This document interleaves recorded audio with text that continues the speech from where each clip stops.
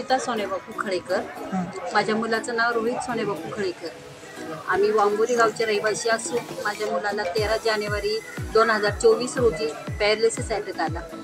त्यानंतर आम्ही आशा केंद्रामध्ये आलो त्यावेळेस व्हीलचेअरवर टाकून आणलेले मुलाला आम्ही.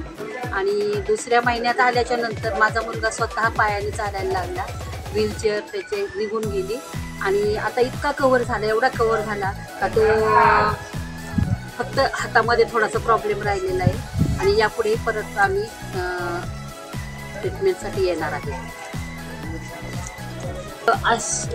आशा केंद्रामध्ये आल्याच्या नंतर इथं पंचकर्म केलं जातं, ॲक्युपंक्चर केलं जातं, पंचकर्म केलं जातं आणि फिजिओथेरपी असती. इतक्या चांगल्या प्रकारे आम्हाला म्हणजे इथं सेवा मिळाली की माझ्या मुलाला पहिल्याच याच्यामध्ये लगेच फरक पडून गेला.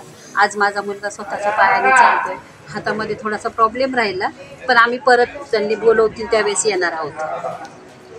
म्हणजे तर मला चालता येत नव्हतं, त्यावेळेस खूप त्रास होता. म्हणजे दुसऱ्यावर पूर्ण डिपेंड 2 माणसं धरायला लागायचे. आता मी माझा इंडिव्हिज्युअली स्वतः चालू शकतो. आणि राहिला प्रश्न हाताचा पूर्ण मुवमेंट म्हणजे बारीक गोष्टी धरायला त्रास होतो. ते पण एका ट्रीटमेंटनंतर तो जास्त करण्यास केले आणि प्रोग्रेस आहे त्याच्यामध्ये. ट्रीटमेंट व्यवस्थित वाटली.